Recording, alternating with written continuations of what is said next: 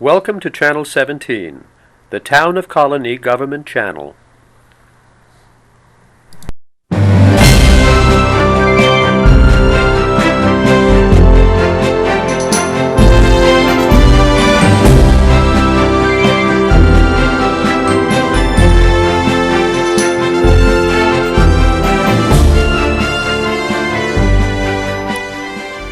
Hello and welcome to Getting to Know You. I'm your host, Robert Jaquay. We are very fortunate in the Capital Region to have our very own theater company. Capital Repertory Theater has been with us for over 25 years now. Today's guest is Maggie Mancinelli-Cahill, its director and producing artistic director. Let's go meet her and find out what it takes to bring live theater to our area. Maggie, thank you very much for agreeing to come on the show today. It's a pleasure having you here. Thank you so much, Bob. We have a lot to talk about, but before we get into the meat of the matter, I'd just like to have a little bit of your background for our viewers. Well, I'm currently the producing artistic director of Capital Rep, and I've been here, it's hard to believe, but I've been here since 1995. That's when I first came to the Capital Region. But my background is in theater. I have a degree from the University of Colorado in theater, and then I have a master's degree from Columbia in theater directing. And I've spent, it's hard for me to say this, because I used to not be able to remember this long, but I have spent about 35 years in the theater. But in terms of what I've done, I started a little theater when I got out of college, very typical, and then moved into graduate school and then freelanced for years and ended up in New York for about 11 years before I took over at Capital Rep, being the producer at a place called Ensemble Studio Theater, where we did 178 different projects a year. Wow.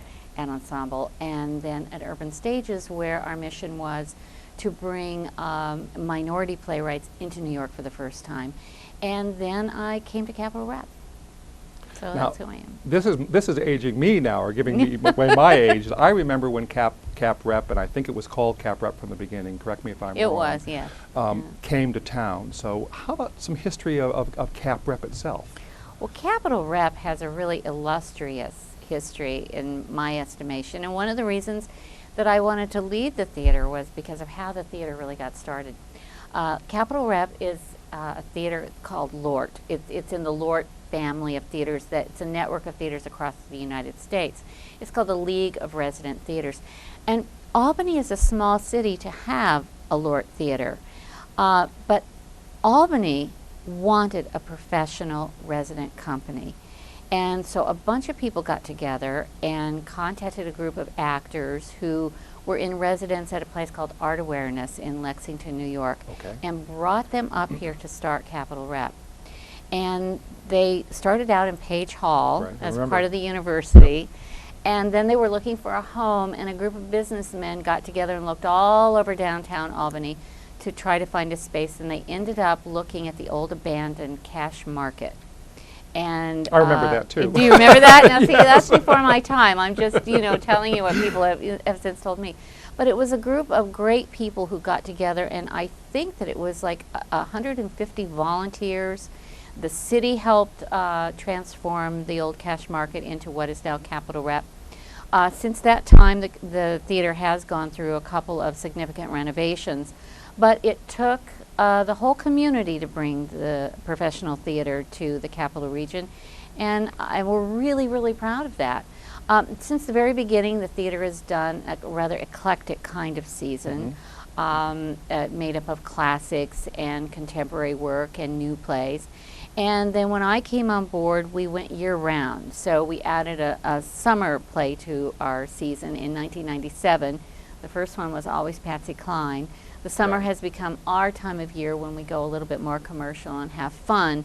The rest of the year is that kind of still eclecticness where we pick, comedy, drama, and classics to bring to the Capital Region, along with probably what we call a boutique musical. We are a thrust theater, which means we're surrounded on three sides by audience, and we only have 286 seats in the space. Okay. But unlike a bigger theater like Proctor's that has 3,000 seats, We last year did 283 performances Wow. in our theater. So we do more performances, and one of the identities that Capitol Rep has had from the beginning is that you're never more than 30 feet away from the action on stage. So that's who we are, and that's where we are. Wonderful, intimate space, and I know the advent of the air conditioning helped you with your summer.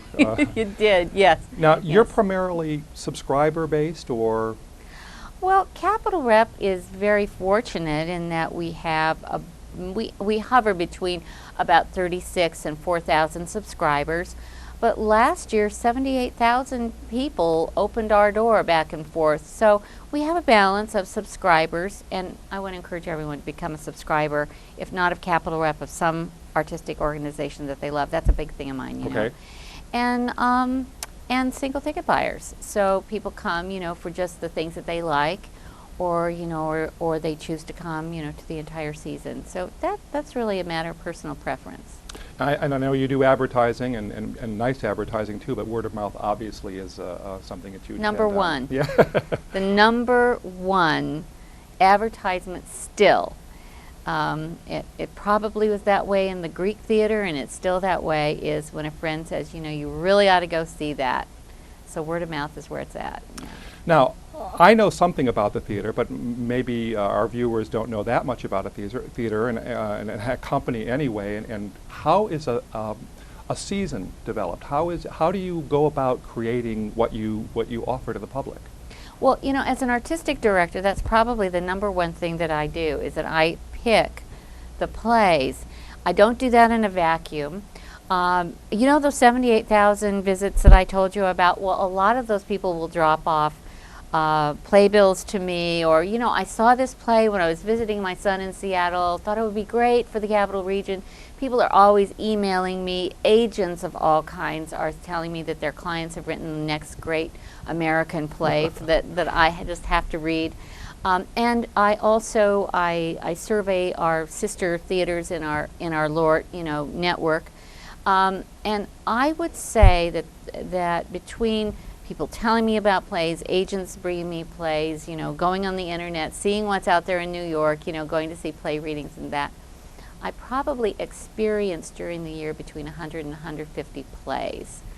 And then I pick between 6 and 8 for us to do. Just want, and we're going to go on further with this, but Yeah, the space sure. itself is obviously mandates the kind of play you can do there, or not Well, necessarily. I try to push the envelope of that a little Okay. bit, but you are right. We want to do a play that's better when you're up close and personal with it than, and some plays would be totally inappropriate, for us to do. We would not want to do a play that had tremendous amounts of the kind of leaping and jumping that might be in a chorus line, because our stage is 24 feet across, so that really wouldn't work. But on the other hand, seeing a drama, a really poignant drama up close and personal, brings us kind of a special touch to it. But just when I'm saying that, we also last year did Metamorphosis, which was a play that took place in a pool of water. Right. And we cleared the deck literally and installed a pool so that we could put that into the space. So we try not to let our space be a limitation, but in fact be a real asset to people coming and experiencing space in a different way. Wonderful, wonderful. Okay, so you've looked at 150 plays. Yes. How do you hone it down to your 6? Just, I are you thinking in terms you're- of a concept season? You have an idea, or just what grabs you? Well, there really isn't a formula, although we do know that we'd like to probably do 2 musicals. Okay. And we know that we'd like to do a comedy, and we know that we'd like to do drama, and we know that I'd like to go a little deeper on the bench and touch a classic. So I know that I have this range, and just when I say that, it doesn't work for whatever it is we're thinking, right? But we're limited only by imagination and budget. Okay. Big thing, budget, big thing. So Okay, you've chosen your plays. Now, what's Yeah. the next step? the next step really in an artistic process is the part that a lot of people ask me about, which is, a play looks like this. Now, this is a published play, and, it's, 60 pages of dialogue on both sides, and that's the way a play that's published looks. Now, a manuscript will look like 8.5 by 11 type pages with very few stage directions because the play isn't published. It might not have ever even been done. And so we have to read that, and then we have to get that play to have a physical production in our theater. So what do? And so that's the next part of my job after we pick these plays, is how do we create the physical environment for a play? How do we do the set? How do we do the costumes? How do we even begin talking about those kind of things? And that's the kind of thing that I thought you and I might be able to talk about so today. How do you do it? Well, well, the first thing is we have to find a director. Okay. And our directors are professional directors, of course, and they read the play. And then I say, well, where do you think that play should take place? Sometimes it's, of course, dictated by the play. But, like, for example, next year we're doing a Shakespeare. But I know that it's going to be set in the 1950s because I know the director who's going to do it. And I, in part, hired the person because I like the idea. Okay. And so, you go back and forth, and so the director says, well, I think that it should take place as it's written in 1910, and that we have to figure out then how to get a set designer who we can work with, because I see it all being with curtains and light. And so then we have to think, okay, who's the set designer who's going to be kind of good at that kind of imaginative kind of staging? And then we get the team together. So we get a designer and a director together, and then we start paving the way. So it's a true collaborative effort. One of the reasons that I really encourage people to get involved in theater is not per se, when they're young, is not per se because they're going to end up being actors or dancers or choreographers or that kind of thing, but the theater is truly a collaborative art. Yes, there's ultimately somebody who says we're going to do this and not this, but in the theater you are working with trained, incredible minds that all come together for one thing, to get this onto the stage, but everyone really has to agree on the imaginative elements. And that kind of collaboration, well, I think it could save the world. So you see where I'm at. I think that kind of collaboration where you have really strong minds that get into a room and have to come out with a united vision is really an important and vitally important part of theater and professional theater in particular. Now, does your director and your scene designer, I mean, eventually they part ways to do their particular skill. I mean, the director has got to direct the play, and without a scene, or do you have to have a concept of a scene before you can actually have the director put people on the stage? Well, that's a good segue into why the first play that I thought that I could show you the design process for was one that I actually directed, so that I could use the pronoun I, but I've brought some other pictures of plays so that we could look at other work. But this is a model for a set that we did for a play called Intimate Apparel. Okay. Now, Intimate Apparel is a play that has 25 to 30 different scenes in it, and it takes place in about 6 different locations. But here we are at Capitol Rep. We have audience sitting on 3 sides of us. How are we going to change a scene from one place to the next, to the next, to the next? How are we going to do that? And so we worked with a designer. I worked with a designer. Let me scoot out here a little bit if I could. Move it a little bit towards you. And we decided that Intimate Apparel takes place, by the way, in 4 different bedrooms. Oh, okay. And so we decided that the central image of this play would be the bed, and that this bed would have to be on a pivot that could turn us into the various different locations. And then with light, we would simply aim the bed different. It would have different bed dressing, and we would change it. The set designer was very clever. He also had a backdrop that was made of a material that we call scrim, which when you light it on this side is opaque, and when you light it on this side is transparent, so that we had a series of windows so that we could either light them up or not, and we could throw different patterns onto the scrim, because one of the characters, to make it a little tougher, writes letters to us from Panama. So we Okay. had to have a series of foliage and greenery when he was in Panama.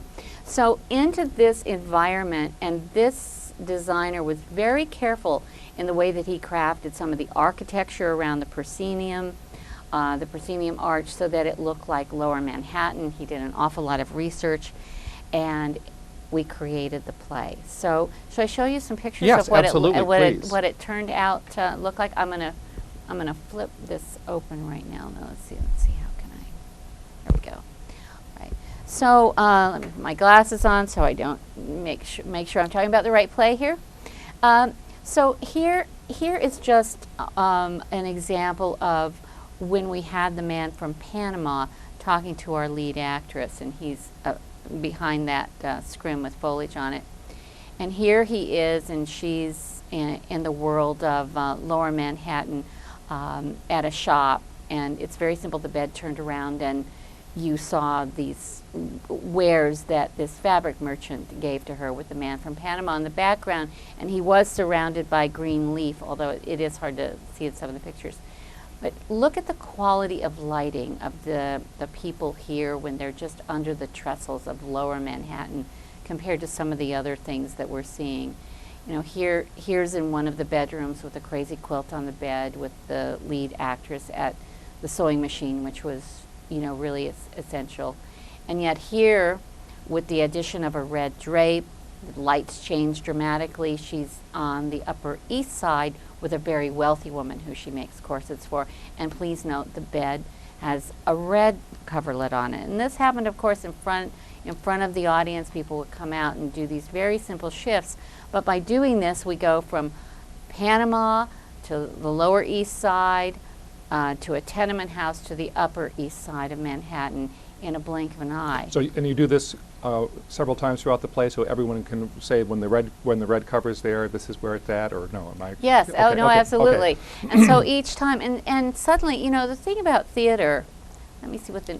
Yeah, and here's a full set shot, so you could see with some of the lighting effects of the different windows and in the background. Some of the things that I like to say to people is, can you believe it? Just by shifting from a crazy quilt to a red coverlet, I got you from a tenement house to the Upper East Side of Manhattan, and you were totally there in that moment. And I could shift you back and forth between those two places by a simple movement of the coverlet on the bed. That's the difference between theater and film. In film, I have to get you to the Lower That's right. East Side and the tenements there. I have to get you to the Upper East Side where, you know, we can see the difference in the riches. But in the theater, it's a simple light shift and the turn of a bed. And so you have it's a different experience when you come into the theater from how you respond. And of course, I do theater and not film, but I always think that people shortchange themselves into how much of their imagination they are using when they step into the dark world of a theater. Do you agree? I agree with you, and it really, but it is essential. I mean, that's the goal, is to be able to do that so people can make the shift easily and not scratch their head and wonder what's going on now. Yes, that's right. You have to be very consistent, and it comes out of these design meetings. Now, before I go on and show you some of the other ones, I want to make sure that we understand. I choose the play, this little book, which we're not doing this play, by the way, but if we were, it's called Good A play, Life in though. the Theater, It's a so good I think play. it's a wonderful play. But I choose this play a year before we do it. Okay. All right, 1 year. And we are then getting the director and the designer together 8 months before this ever gets to the stage. And so the director and designer are meeting consistently until they agree on paper. And then the designer might be creating a model so that the director and the actors can understand how that is in space. And then the play actually goes into rehearsal probably a month and a half before it appears All right, I on was gonna ask stage. you that question. And everything then moves into theater production. So I'm already thinking a year down the line. I just chose our 07-08 season. Okay. All right? But nothing is going to happen until next September. But I'm already lining up directors. I'm trying to get them with different designers. And this whole process is already starting so that they can get into our professional shops and begin the planning of all of this. So, oh, and by the way, I always like to say that the script costs $5.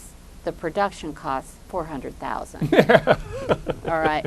The plays at Capitol Rep each cost about $400,000. So, you know, I think that kind of puts it into perspective how important it is on the small elements that you're choosing. Exactly. And when you walk in, you should never imagine any of that work.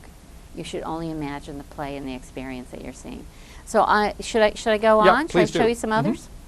All right. Well, this is very different. This is Sisters of Swing. This was the story of the Andrews sisters. And of course, it was a musical, and so you can see the band in the background in some of these. But note the sisters are looking at us, and now the sisters are looking at New York. So by just turning actresses either way on a stage, you either get what they're seeing and not what we are seeing. And you can change the perspective like that. And this set did that in several ways. Here we see the Andrews sisters, that they're facing their audience, and we are backstage. And then, of course, they turn around and the lights shift, and now we're seeing, you know, how the troupe saw the Andrews sisters. And by doing subtle things like that, you take it for granted. It's a simple light shift and, you know, where the actors are looking. But immediately, as I said, at one moment we're backstage and the next moment we're in the audience. So we changed the perspective in 5 seconds. We're somewhere else. And that was just an overview. I just want to point out that in what seems to be a relatively simple set, one of the things that the director, I was not the director of this, but if you look at the proscenium arch, what you will note is that it is a replica of a radio. And all of the wood and all of the treatments of the wood and all the inlaid wood were recreated by painting techniques to recreate that proscenium arch. And then the big dial up there. That was not a part of, this is an unpublished script, and but that was what the director and the designer, you know, really wanted, that whole idea that the Andrews sisters we all experienced through the radio. Here's a very different set.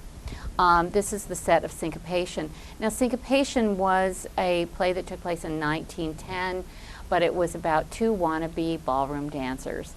And the man puts an ad in the paper, and if you're interested in being my dance partner, please come to my dance studio. This is the dance studio. Now, here's the thing, is that these people go to Coney Island, they go to places in their imagination as they get better at dancing, and what could we do? When you look, you see a very rather tattered tenement room that he's using for his dance studio. And then as they go to Coney Island, the walls in the background disappeared and the lights of Coney Island came through, or the lights in their imagination as they stepped into the various places. Just changing light, though, you can see how the same set with a very different lighting effect got us into a deep nighttime here. Changes the mood entirely from the first photo.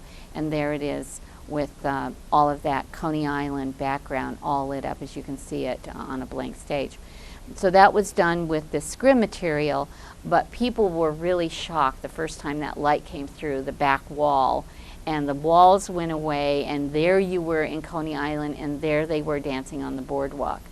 And that was one of my favorite sets. There they are, and you would swear that they were in a room with solid walls, you know, dancing. This is when they first meet each other.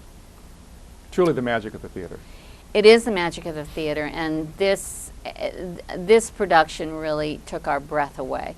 Every once in a while you do a play and you do a set that's better than any one person. It's better than the designer, the director, the choreographer, the costumer, and we all sit there and go, oh, how did we do that? Because the chemistry just works, and it was magnificent. The first time that the light came through those walls and the walls went away and we saw Coney Island, I have to tell you, we all turned to each other and said, who did that? I didn't do that. Did you do that? It was a real, true collaboration. That was a marvelous play. I had the pleasure of directing this, and these two dancers were unbelievable Broadway dancers who came to do this show. And by the way, we're going to recreate that again at another Lort Theater right outside Boston in Lowell, Massachusetts, later this spring. And I'm really looking forward to it. You know, because when a play goes away, it's gone. That's right. And so it's so nice when you're asked, could you recreate that for us? And we all jumped at the chance, so we're all going to do that. All right. What is it in Life of the Theater? Ephemeris. Yeah, exactly. See, you know this I do play. know that play. That's great, Bob. This is a play. I brought this. This was from A Walk in the Woods. This is a play about two diplomats who, in order to get privacy away from a nuclear disarmament talks, go out in the woods and talk. And so it's 4 different talks that they have in 4 different seasons. But in this particular instance, this set was inspired by the painter Magritte. Now he's the guy that has the bowler hat guys with the apples in front of their face, the green apples. Well, yeah, and there's a series of different apples or birds or whatever in front of the man with the bowler. But the background here was painterly in that there was absolutely no attempt to make that look like a real sky. It was purposefully painted.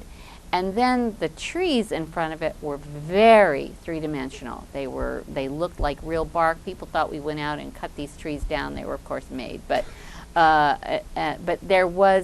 it was an effort to look like a surreal space, and that was part. Now here's Metamorphosis. Here's the pool that we created, and this play, of course, takes place in and out of the water. It's a series of 10 Greek myths that you do in water, relating to water. This totally different. This was from Looking Over the President's Shoulder. This was a set that had to look like the White House.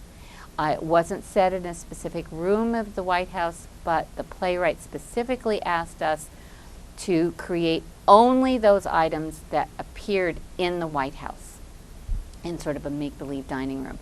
And so everything in this set, we had to be historically accurate and go to books, and it was totally and absolutely realistic. Okay, people, they had to carve all of the moldings and everything. Totally the opposite. This was a syringa tree, a girl, a swing, and a bunch of rocks. And the backdrop here was made of rusted steel to represent the huts in South Africa where the poor people live. And so the entire back wall was rusted, and there was rocks and this swing, and it was one of the most beautiful sets we've ever done. And here is our current show. And I did this for you because it's called The Underpants, and it's got underpants in it. And I only point out that this is the crazy Steve Martin who adapted the play. And so the whole the set looks like a hat box of stripes, but please note there's stripes on the floor, stripes on the walls, and the stripes go every which direction. And so it's a way of really telling you that, oh, P.S., this isn't a serious play. It's a little wacky, and that is a marvelous play and setting. And that's the last. That's the last picture I have for us. Well, you segued into your current season, and I see there's quite a lot of variety here. How about talking a bit more about what's to follow The Underpants? Well, at the holidays, we're doing a revival of Triple Espresso, which is it's a delightful goof. A comedy team of 3 guys, reunites and tells you what busted up the act. And they do it in a very, very funny way. And this is very much popular for family audiences. And we've done it before, and we're bringing it back. People ask us to bring it back. And so that's in the holidays. And then in January, we're doing Take Me Out, which is a very adult play. And it's about prejudice in America. And it's about homosexuality and the prejudice that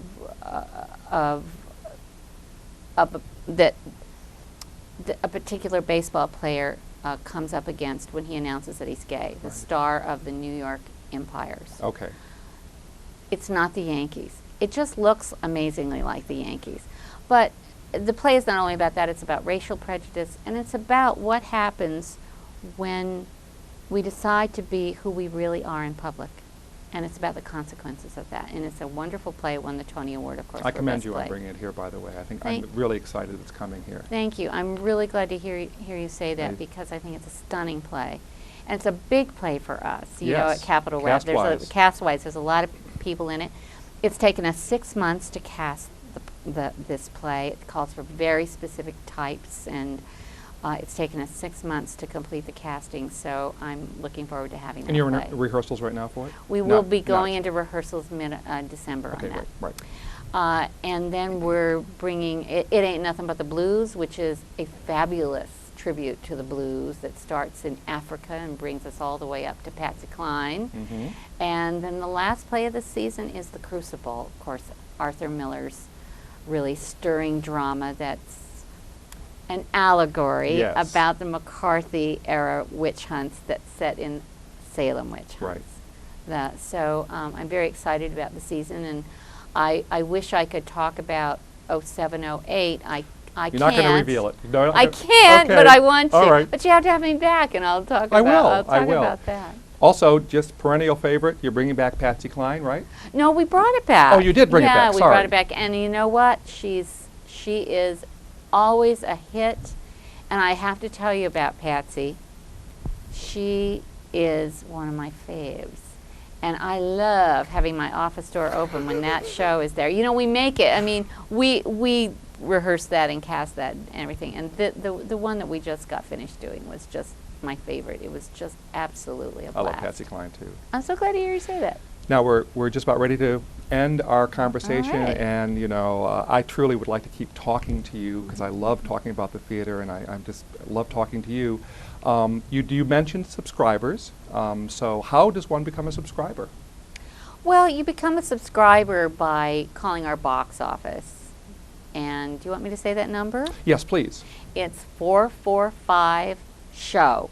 Okay. Okay? All right. And they'll help you become a subscriber. Now, you also have a web page. We do. Okay. www.capitalrep.org. Okay. And Can one do the subscriber through the web page or no? no, but you can have look to at the call. season, Okay. but you have to call the box office. There's too many choices, Okay. you know, to decide. Sure. But, you know, can I just talk about subscription more, Sure, a little bit please. more seriously Yeah. than we did? This is a really, really important thing for the Capital Region. You know, we love our arts. We love our arts. But it's very vitally important that people go to the arts, that it's not just an idea in your head, but you go. So the next time that you're thinking about what could I do, I want to really encourage people to think about going to the theater. There's a lot of great theaters out there. There's community theater. There's some theater right here in this library. Library Okay, theater. all right. And there's, you know, there's the great Broadway roadhouses of the Proctors and the Palace. There's lots of live theater at, you know, at the Egg. Troy Music Hall does some really great things. I just in NISTY, I can't, you know, I'm going to forget people, but I just want There's you a lot of it. to pick up the paper and go. You'll be surprised at how good it feels to go and sit in an auditorium with people who like to talk and be there and get out an intermission and say, I hate this. Do you like it? I love it. Well, you do? Intermissions are wonderful. Intermissions are great. And get out there and be with people and have an experience that you can talk about. It really makes a difference to the old noggin. Capital Repertory Company is very durable. 25 years you celebrated last year. I mean, it's here to stay. I mean, it's wonderful. People are coming in the numbers you say, and I'm going to attribute that to your wisdom in picking the plays and the team you work with, you know, and carrying on the tradition of what it started. So, I want to thank you so much for coming today. Thank you. It Those was- were very, very kind words. Well, they're meant. Absolutely. Well, thanks, Bob, and thanks very much for having me and being You're welcome. and letting me talk about that. And we all will that. meet again. We will We talk will. some more. Absolutely. Okay. All right. Thank you for joining me on today's Getting to Know You. I hope you like the show and will join us next week. Until then, take care.